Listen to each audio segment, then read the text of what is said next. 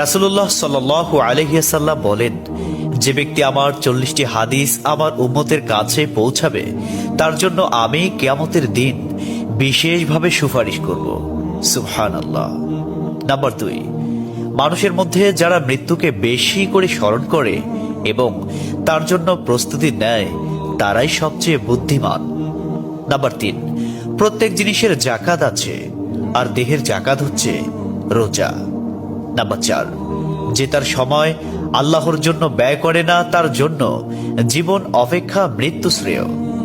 Number 5, যারা সব সময় ইস্তিগফার তথা ক্ষমা প্রার্থনা করে তাদের সাথে উঠা বসা করুন, কেননা তাদের হৃদয় সবচেয়ে কোমল হয়। নাম্বার 6, তুমি যত সিজদা দিবে আল্লাহ তত গুণা তোমার মাফ করে দিবেন। সুবহানাল্লাহ। নাম্বার 7, সূরা ফাতিহা প্রায় 1000 রোগের ওষুধ। নাম্বার 8, হাতের তালুতে জ্বলন্ত আগুনের কয়লা রাখলে যেমন কষ্ট হবে তার চেয়ে বেশি কষ্ট হবে শেষ জামানায় ঈমান রাখতে। নাম্বার 9, রোজাদারদের জন্য প্রতিদিন জান্নাতকে সুসজ্জিত করা হয়। সুবহানাল্লাহ। নাম্বার 10, রাসূল সাল্লাল্লাহু আলাইহি ওয়াসাল্লাম বলেছেন, কিয়ামতের দিন সব নবীর চেয়ে আমার উম্মতের সংখ্যা বেশি হবে এবং আমি সর্বপ্রথম জান্নাতের দরজা খুলব। সহিহ মুসলিম, হাদিস নম্বর 196। 11, যে ব্যক্তি রোজা রাখা অবস্থায় মারা যাবে আল্লাহ তাকে কিয়ামত পর্যন্ত সকল রোজার সওয়াব দান করবেন। সুবহানাল্লাহ। নাম্বার 12, যে ব্যক্তি ফজরের নামাজ আদায় করল সে আল্লাহর হিফাজতে চলে গেল। নাম্বার 13, রাসূলুল্লাহ সাল্লাল্লাহু আলাইহি ওয়াসাল্লাম বলেছেন, রোজা ও কোরআন কিয়ামতের দিন মানুষের জন্য সুপারিশ করবে।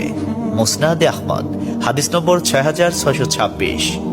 14, নবীজি বলেছেন, রোজাদারদের জন্য সবচেয়ে বড় খুশির সংবাদ হলো হাসরের মাঠে আল্লাহ সবার আগে রোজাদারদের সাথে সাক্ষাৎ করবেন। সুবহানাল্লাহি ওয়া বিহামদিহি। 15, যখন রমজান আসে তখন জান্নাতের দরজাসমূহ খুলে দেওয়া হয়। 16, রাসূলুল্লাহ সাল্লাল্লাহু আলাইহি ওয়াসাল্লাম বলেন, যখন কোনো বান্দা আল্লাহর দিকে দুটি হাত উঠায় তখন তিনি তা ব্যর্থ বা শূন্যভাবে ফিরিয়ে দেন না। তিরমিজি, হাদিস নম্বর 502। 17, হযরত মুহাম্মদ সাল্লাল্লাহু আলাইহি ওয়াসাল্লাম বলেছেন, একটি খেজুরের অর্ধেক হলেও দান করে জাহান্নামের শাস্তি হতে নিজেকে হেফাজত করো। সহিহ বুখারী, হাদিস নম্বর 6023। প্রিয় ভাইরা, নাম্বার 18, যদি ভালো হতে চাও তবে সর্বপ্রথম মিথ্যা বলা ছেড়ে দাও।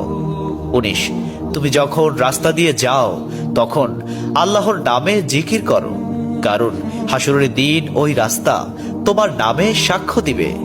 20, তোমরা সব সময় উযু করো, কারণ কিয়ামতের দিন যারা উযুকারী তাদের হাত পা উজ্জ্বল থাকবে। সুবহানাল্লাহি ওয়া বিহামদিহি। 21, যার দুঃখ বেশি তার প্রতি আল্লাহর রহমতও বেশি। 22, যখনই নামাজে দাঁড়াবেন জীবনের শেষ নামাজ মনে করবেন। 23, যে মহিলা গর্ভাবস্থায় 1 খতম কোরআন পাঠ করবে তার গর্ভের ওই সন্তান একজন নেককার বান্দা হিসেবে দুনিয়াতে আগমন করবে। সুবহানাল্লাহ। 24, চুপ থাকার কারণে মানুষের যেই মর্যাদা হাসিল হয় তা 60 বছর নফল ইবাদত হতে উত্তম। সুবহানাল্লাহ। 25, রাসূলুল্লাহ সাল্লাল্লাহু আলাইহি ওয়াসাল্লাম বলেছেন, জান্নাতের সবচেয়ে নিকটবর্তী আমল হলো সময় মতো সালাত আদায় করা। সহিহ মুসলিম, হাদিস নম্বর 260। 26, যে ধোঁকা দেয় সে আমার উম্মতের অন্তর্ভুক্ত নয়। 27, তুমি জানো তুমি সঠিক তবুও তর্ক করো না, তর্কে জড়াইও না। 28, হযরত মুহাম্মদ সাল্লাল্লাহু আলাইহি ওয়াসাল্লাম বলেছেন, তোমরা বিপদে পড়ে মৃত্যু কামনা করবে না, বরং বলবে, হে আল্লাহ, যে পর্যন্ত জীবিত থাকা আমার জন্য কল্যাণকর আমাকে ততক্ষণ জীবিত রাখুন, এবং যখন মৃত্যু আমার জন্য কল্যাণকর তখন তুমি আমাকে মৃত্যু দাও। 29, সূরা ইয়াসিনকে কুরআনের হৃদয় বলা হয়। 30, হযরত মুহাম্মদ সাল্লাল্লাহু আলাইহি ওয়াসাল্লাম বলেন, মায়ের একটি কষ্টের নিঃশ্বাস 7টি দোজখের চেয়েও ভয়ঙ্কর, আর একটি সুখের হাসি 8টি বেহেশতের সমান। সুবহানাল্লাহ। 31, যে অন্যের বাবা মাকে গালি দিল সে যেন নিজের বাবা মাকেই গালি দিল। 32 রাসূলুল্লাহ সাল্লাল্লাহু আলাইহি ওয়াসাল্লাম বলেছেন, আমি যা জানি তোমরা যদি তা জানতে পারতে তবে নিশ্চয় খুব কম হাসতে এবং খুব বেশি পরিমাণে কাঁদতে। 30 মানুষ যদি মৃত ব্যক্তির আর্তনাদ দেখত এবং শুনতে পেত তাহলে মানুষ মৃত ব্যক্তির জন্য কান্না না করে নিজের জন্য কাঁদত। 34 মহানবী সাল্লাল্লাহু আলাইহি ওয়াসাল্লাম বলেছেন, সূরা ফাতিহা তোমরা ধীরে ধীরে পাঠ করো, কারণ মহান আল্লাহ নিজে তার জবাব দেন। সুবহানাল্লাহ। হাদিস সূত্র মুসলিম 910। 35 রাসূলুল্লাহ সাল্লাল্লাহু আলাইহি ওয়াসাল্লাম বলেছেন, কিয়ামতের দিন যে জিনিসটি মুমিনদের পাল্লায় ভারী হবে সেটি হচ্ছে সুন্দর চরিত্র, আখলাক। আবু দাউদ হাদিস নম্বর 4101।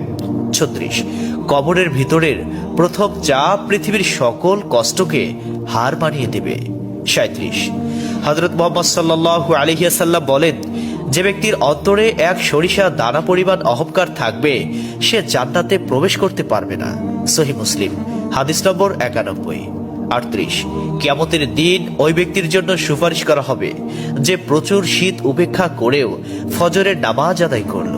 39 নিশ্চয় মহান আল্লাহ নম্র, তিনি নম্রতাকে পছন্দ করেন। তিনি নম্র স্বভাবের লোকদেরকে যা দান করেন তা কঠিন স্বভাবের লোকদের দান করেন না। আবু দাউদ হাদিস নম্বর 4807। 40 কবর মানুষকে দিনে 70 বার স্মরণ করে এবং ডাকে। আল্লাহ সুবহানাহু ওয়া তাআলা আমাদের সঠিক জ্ঞান এবং বুঝার তৌফিক দান করুন এবং আমাদের এই সমস্ত হাদিস সমূহের উপর আমল করার তৌফিক দান করুন। আমিন।